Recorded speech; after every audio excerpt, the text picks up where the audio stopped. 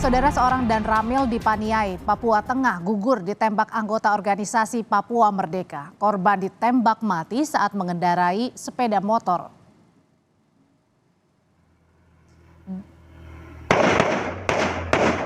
Dalam video yang diduga direkam oleh komplotan OPM dan viral kemudian di media sosial, tampak korban sudah diincar sebelumnya. Korban Letda Octavianus Sugalrey yang merupakan dan Ramil Aradide Paniai tengah mengendarai sepeda motor seorang diri melewati jalanan yang sepi saat dihadang OPM. Dan tak berselang lama dalam video amatir terdengar ada suara tembakan dan tubuh korban sudah tergeletak di jalanan dikerubungi sejumlah anggota OPM.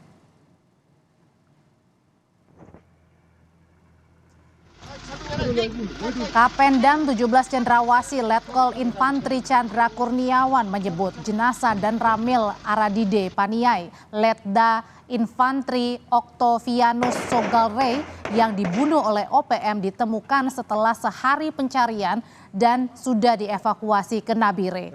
Chandra menjelaskan dan Ramil hilang usai keluar kantor pada Rabu siang. Korban dihadang dan dibunuh anggota organisasi Papua Merdeka di wilayah Pasir Putih.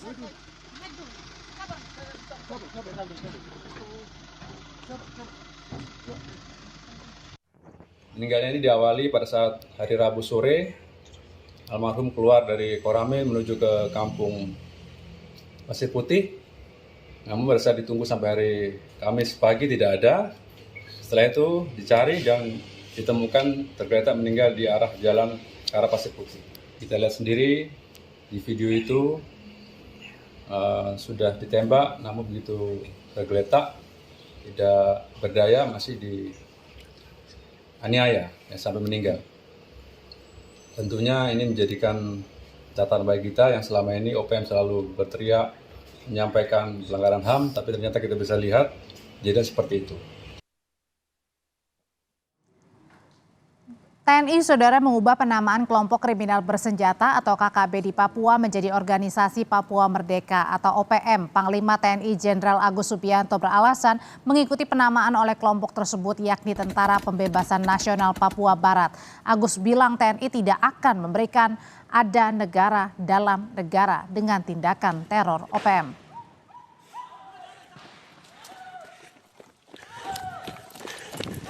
Jadi dari mereka sendiri menamakan diri adalah TPNPB, jadi Tentara Pembebasan Nasional Papua Barat, bersama dengan OPM. Ya. Sekarang mereka sudah melakukan teror, melakukan pembunuhan, pemerkosaan kepada guru, nakes, pembunuhan kepada masyarakat, TNI, Polri. Ya. Masa harus kita diamkan seperti itu? Dan dia kombatan membawa senjata. Saya akan tindak tegas untuk apa yang dilakukan oleh OPM. Tidak ada negara dalam satu negara. Bagaimana sebenarnya kronologi pembunuhan dan Ramil di Paniai, Papua Tengah oleh OPM dan dari kelompok OPM mana ini para pelakunya? Sudah ada Kadis Penat TNI Angkatan Darat Brigjen Christombe Sianturi. Selamat petang Pak Christombe. Selamat petang Mbak Audrey. Sebelum saya tanya, turut berduka cita sedalam-dalamnya Pak atas kepergian dan Ramil yang ditembak kemudian juga dibunuh oleh OPM. Terima kasih Mbak Audrey. Pak Kadis Penat, jadi sebenarnya kronologinya seperti apa sih? Tadi kan dan Ramil ini seorang diri perginya naik motor, nampaknya sudah diincar lama oleh para pelaku.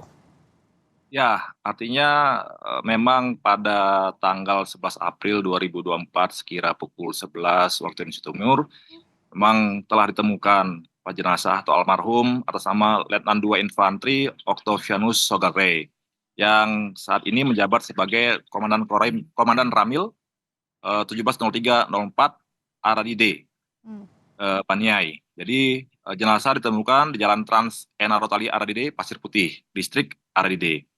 Sebenarnya almarhum sudah meninggalkan pos Koramil itu pada tanggal 10 April 2024 sekira pukul 17.00 waktu Indonesia Timur dengan menggunakan sepeda motor Honda CR-F Dinas. Waktu itu mau kemana rencananya? Nah, Artinya kan beliau ini kan sebagai komandan Koramil ya di sana yang memang mempunyai wilayah binaan di Aradide itu. Jadi dia melaksanakan komunikasi sosial dengan masyarakat di sana sehingga merasa aman karena sudah terbiasa dengan masyarakat di sana gitu. Kemudian tetapi rupanya hal ini yang dibaca oleh kelompok OPM. Kelompok OPM itu bukan masyarakat Paniai, dia berasal dari tempat lain ya. Yang kita analisa ini merupakan dari Kodap 13 KGP Nipo Paniai pimpinan Matias Gobay. Jadi dia bukan masyarakat di situ. Artinya kalau masyarakat di sekitar Paniai itu dia sudah memiliki hubungan batin, hubungan keterikatan kekeluargaan yang kuat, yang erat dengan Pak Dan Ramil tadi. Ya, jadi beliau mungkin sudah terbaca, ditunggu, dan dengan keji dibunuh oleh kelompok OPM. Jadi kalau bukan dari orang situ, kemudian tiba-tiba sudah membidik sampai membunuh Dan Ramil, dugaan motifnya apa sebenarnya? Ya, artinya karena dia komandan Koramil di situ yang selama ini membantu masyarakat, membantu percepatan pembangunan masyarakat, melakukan kegiatan teritorial, inilah yang membuat kelompok OPM tidak senang. Ya, masyarakat jadi maju, masyarakat jadi bersimpati dengan TNI, masyarakat jadi cinta tanah air Indonesia. Nah, inilah yang menurut kelompok OPM justru menghambat dari rencana-rencana mereka, sehingga orang ini menurut mereka harus dimusnahkan. Nah, sehingga kita lihat di video, dia sudah ditembak, jatuh, sudah tidak berdaya, masih dibacok lagi di kaki maupun di kepala. Nah, ini tindakan kekejaman atau kekejian yang seharusnya tidak boleh diberlakukan. Secara hukum internasional juga, secara hukum perang, sudah memiliki aturan untuk manusia yang tidak berdaya masih dianiaya seperti itu. Nah, gitu. Jadi, berarti kalau ada motif tadi tidak senang ya, karena ada pembangunan di sana yang dipimpin oleh almarhum Dan Ramil, berarti ada yang menggerakkan. Pimpinannya siapa dari OPM ini? Ya, kalau kita lihat bahwa analisa dari Kodap 13 Matias Gobay dan itu, mereka itulah yang kira-kira mengganggu keamanan di wilayah itu, gitu ya. Sebenarnya kan OPM ini kan terbagi-bagi, tidak ada mereka struktur komando yang pasti. Seperti dibilang oleh Sambom dan sebagainya. Sambom pun tidak diakui oleh Kogoya misalnya. Kogoya tidak mau misalnya melepaskan Philip Martin, pilot yang sedang saat ini ditawan oleh mereka gitu. Jadi tidak ada cerita bahwa mereka punya struktur organisasi yang jelas. Ini kan hanya menunjukkan eksistensi mereka saja bahwa saya bisa mengganggu kalian lah. Saya mengganggu, jangan sampai masyarakat cinta kepada Indonesia. Gitu. Karena kan saat ini fokus dari program kita adalah bagaimana meningkatkan kesejahteraan masyarakat Papua. Kita ada Impres nomor 9 tahun 2020 tentang percepatan pembangunan Papua. TNI di situ sebagai bagian dari 43 kementerian dan lembaga yang terlibat dalam percepatan pembangunan Papua. Justru inilah yang dianggap oleh OPM akan menghambat dari upaya-upaya mereka untuk memisahkan TNI dengan rakyat, untuk memisahkan antara masyarakat dengan untuk mencintai Indonesia. Kalau sampai dengan sekarang gimana proses pencarian para pelaku ini dan diduga ada berapa pelaku? Tadi kan dari foto kalau tidak salah ada 4 pelaku ya, Pak Kadis? Ya, itu kan yang terlihat di video ya. Kita saat ini masih pasukan kita di lapangan masih mencari tahu berapa besar kekuatan mereka sebenarnya, kemudian mereka berlari ke arah mana, secepatnya kita akan tangkap mereka dan kita akan proses hukum. Kalau tadi kan juga Panglima TNI ya sudah bilang bahwa ada pengubahan penyebutan ya, biasanya kita kenal dengan KKB, kemudian ada OPM, sekarang semuanya namanya OPM gitu. Sebenarnya untuk apa ini pengubahannya? Supaya mempermudah apa?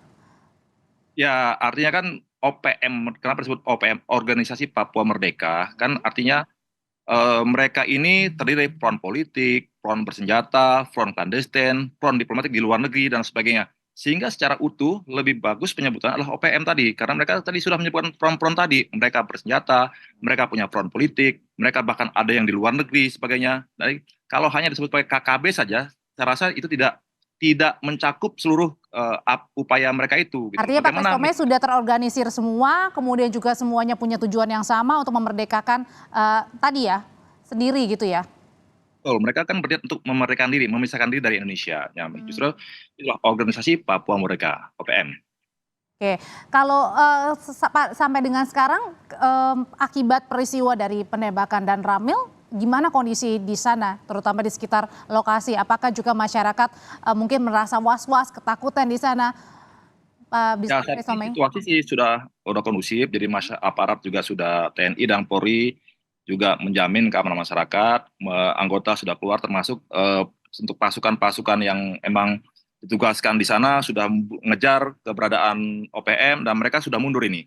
Mereka artinya hit and run saja. Mereka tidak akan berani secara terbuka untuk melaksanakan misalnya pertempuran. Tidak ada, mereka tidak punya kemampuan itu. Tapi Sehingga mereka hanya pembangunan terus jalan sampai sekarang meskipun tadi ada peristiwa yang tidak kita inginkan? betul, terus jalan. Artinya kan ini korban dalam rangka untuk meningkatkan kesejahteraan masyarakat Papua. Tidak apa-apa, itu sudah memang tugas kami, tapi komitmen kita untuk meningkatkan kesejahteraan Papua, untuk meningkatkan pembangunan di sana tetap harus jalan terus. So must go on. Dan untuk pencarian dari para pelaku sendiri, Pak Kristomey, juga melibatkan polisi atau masyarakat setempat kah? Pasti, Pak. Jadi kita kan semua elemen ini berkolaborasi, bekerja sama, artinya baik TNI, Polri, masyarakat yang ada di sana, yang memang cinta pada tanah air, cinta pada Indonesia. Tidak semua masyarakat di sana senang pada OPM, justru mereka butuh kehadiran kita. Makanya beberapa desa malah menyatakan ingin ada TNI di sana, ingin ada TNI dan Polri di sana. Karena kita pun melaksanakan pembangunan seperti misalnya sumber-sumber air, masuknya listrik ke wilayah-wilayah terpencil. Saat ini kitalah yang melakukan itu, bukan OPM. Justru OPM yang ada di luar negeri, apa yang sudah mereka berikan kepada masyarakat Papua? Tidak ada. Justru kita, TNI Polri, justru pemerintah Indonesia saat ini yang berusaha meningkatkan kesejahteraan masyarakat Papua. Dan melalui peristiwa pembunuhan ini tetap pembangunan di sana berjalan terus ya Pak ya? Tetap terus, Mbak. Baik, terima kasih Kadispenat TNI Angkatan Darat Brigjen Kristomey Sianturi sudah berbagi pandangan di Kompas Petang. Saya selalu, Bapak.